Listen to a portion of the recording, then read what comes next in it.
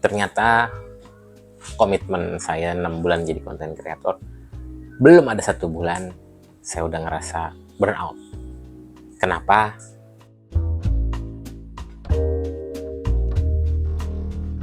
Assalamualaikum warahmatullahi wabarakatuh.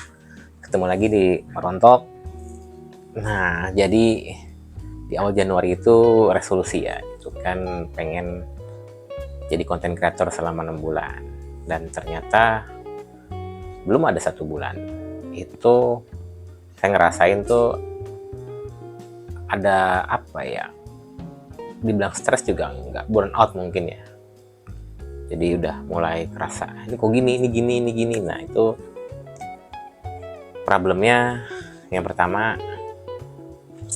saya tuh bikin 3 channel sekaligus, dan ternyata kalau ekspektasi saya sama nih, itu bisa bikin burnout. Jadi misalnya dari 3 channel ini saya pengen semuanya monetize, kemudian dari 3 channel ini saya mau viewersnya, retensinya itu sama, dan itu jelas karena memang saya bakal melakukan standarisasi, terus to-do listnya itu kan bakal sama, dan itu ternyata bisa dibilang bikin beban ya. Jadi ekspektasinya terlalu tinggi. Itu problem yang pertama. Jadi yang kedua itu, saya kan ketika menjadi content creator masih ada hal lain yang dijalankan. Jadi kayak ada usaha cetakan, usaha box gitu, itu kan perlu bagi. Nah, ketika yang pekerjaan lain padat, yang ini luar biasa makin burnout. Jadi emang harus ada perubahan setelah 1 bulan ini. Kemudian sebab berikutnya itu, mungkin kalian pernah dengar namanya push dan pull marketing ya. Jadi di sini tuh dua-duanya saya jalanin. Jadi dari mulai yang push marketingnya, jadi misalnya dengan shortnya, itu harus posting rutin. Terus belum lagi dari pull marketingnya, misalnya bikin YouTube long yang memang durasi di atas 8 menit itu juga lumayan berat lah. Jadi hal tersebut tuh lumayan jadi problem yang di awal. Kemudian setelah saya mendeteksi ada beberapa problem, saya coba untuk analisa dan diagnosa.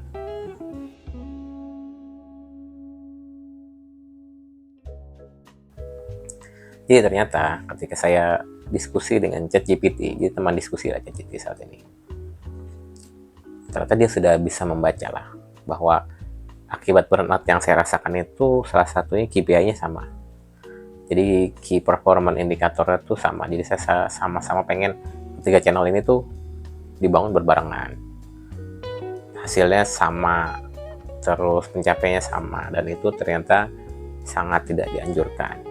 Jadi dari situ saya minta ChatGPT memberikan saran. Nanti kita bahas lah beberapa solusinya. Kemudian yang kedua, udah running beberapa pekan, saya mulai belajar banyak ya tentang masalah YouTube channel khususnya, dan beberapa teman saya yang sudah senior pun saya tanyakan, dan beliau ngasih beberapa tips. Itu memasang salah satu aplikasi add-on ya, jadi namanya vidIQ atau Vidiq. Saya coba untuk pasang, kemudian ada fitur AI-nya. Saya coba analisa 3 channel ini, dan memang tergambar lah beberapa masukan saran, kenapa begini. Dan kemudian dari situ pun saya sudah mulai menggunakan fitur studio ya. Jadi memang bisa mengatur schedule-nya. Jadi kita nggak hari ini posting, hari ini edit gitu, atau besok posting, hari ini edit gitu, nggak seperti itu. Jadi bikin sekaligus beberapa, kemudian ditaruh schedulingnya. Nah, itu udah saya lakukan berdasarkan analisa dan diagnosa. Dan kemudian solusi apa sih setelah tahu ketika saya ngerasa burnout?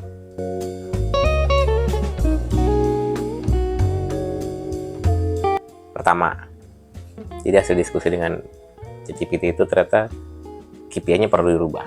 Jadi memang key performance indicator yang saya tetapkan di awal tuh sama, ternyata dari 3 channel ini beda-beda. Jadi mana yang memang secara potensi, secara kebutuhan saya itu memang ChatGPT menyarankan masing-masing tuh perlakuannya beda. Misalnya kayak channel tentang tanaman, itu malah yang subscriber udah banyak, itu malah bisa dibilang ditaruh prioritas paling bawah. Karena memang CPR-nya, jadi kliknya itu walaupun sudah monetize, tapi memang jumlahnya tidak seberapa. Jadi memang ini dibikin sebagai penyeimbang aja. Jadi sebulan sekali, shortnya mungkin nggak terlalu sering gitu. Nah, kemudian untuk channel personal sama usaha box ARDS ini memang malah digencar. Karena dua ini bisa dibilang subscriber masih sedikit. Nah itu bisa diubah tuh cara pergerakannya. Nah dari situ saya bilang oke, jadi 3 itu masih mungkin asalkan KPI-nya nggak sama. Jadi saya udah mulai robah semua timelinenya dan nggak burnout gimana, itu berdasarkan dari ChatGPT. Dan saya juga coba untuk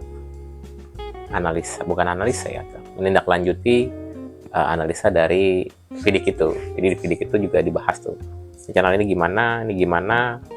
Jadi tiap channel itu kita perlu perlakuan yang lebih effort ya. Jadi polanya begini udah berhasil, nanti pakai pola ini gitu. Nah, itu lumayan dalam analisanya gitu. Karena ke channel kita kan kita beri akses masuk untuk Vidik dan dia kemudian masuk ke tiap videonya bagaimana gitu. Nah itu ya hampir ada kesamaan dengan ChatGPT tadi. Memang saya pakai 2 analisa itulah. Jadi dari Vidik saya masukin ChatGPT, kemudian dia analisa oleh 2 AI ini. Dan memang hampir sama, harus skala prioritasnya harus jelas biar nggak burnout. Kemudian ketika sudah ketemu nih poin 1 dan 2-nya, misalnya di channel KRDS ini yang utama karena bisa lebih cepat, dan di push marketingnya tetap yang sempat saya bilang saya nggak install TikTok lah gitu loh. Cuman ternyata memang harus diinstal. Jadi memang TikTok itu algoritmanya paling cocok untuk yang baru karena dia random ya, jadi beda kayak yang lain. Dan itu saya coba setting dan install TikTok Studio, langsung upload banyak tuh, scheduling. Dan itu saya lakukan, saya integrate juga sama aplikasinya, kemudian juga toko hijau, toko orange. Jadi memang yang KRDS ini beneran di-push karena jadi prioritas paling atas untuk di-up menurut analisa AI. Dan untuk solusi burnout itu sebenarnya memang selain tadi bikin schedule, bikin sistem yang lebih rapi, ada perbaikan, memang butuh meluangkan waktu untuk hal-hal yang memang rutinitas. Jadi memang di kemarin itu ada 2 aktivitas sosial lah. Jadi satu itu bikin platform web base atau aplikasi base tentang sebuah komunitas, di mana komunitas itu tuh bikin segala macamnya itu powerful.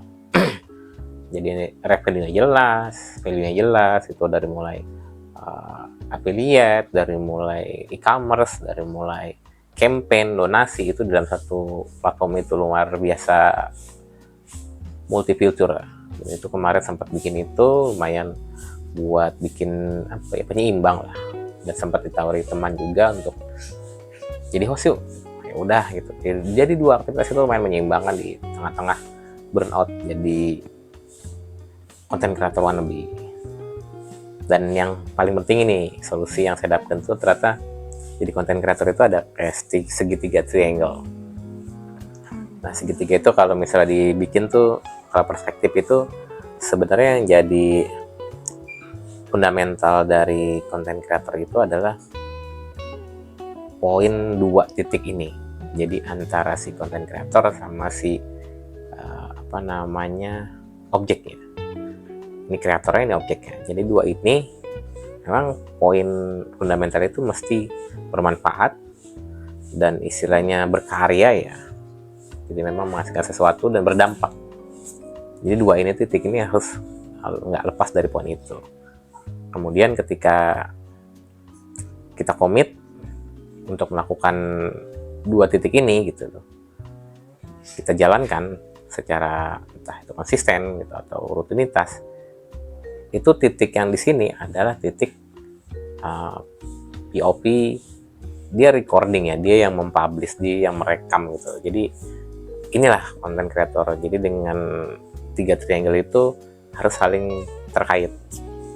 Jadi walaupun kita nggak ada yang rekam, walaupun kita nggak publish, tetap titik 2 ini tetap harus jalan. Jadi titik yang satu ini dia menentukan mana yang perlu dipublish, mana yang tidak. Jadi poinnya 3 titik ini harus saling terhubung, dan jadi konten kreator itu mau di shoot, mau dipublish, mau dilihat, mau tidak dilihat, tetap 2 titik ini harus berjalan. Jadi harus create, harus impactful, dan ketika sudah disambungkan 3 titik ini, paling mendasar untuk menjadi seorang konten kreator adalah poin TTH ya. Jadi thumbnail, title, sama hook. Nah itu masih paham tuh kalau di poin TTH ini. Jadi sederhana itu sih yang paling penting buat saya. Jadi konten kreator 3 triangle itu harus jalan dan fundamentalnya tahu. Mungkin nanti ke depan bakal ada temuan-temuan lagi yang seru. Nah jangan lupa kalau mau tahu perjalanan saya, komitmen 6 bulan mencoba untuk jadi konten kreator, subscribe. Kita akan dengar pengalaman ke depan seperti apa. Terima kasih. Semoga bermanfaat. Assalamualaikum warahmatullahi wabarakatuh.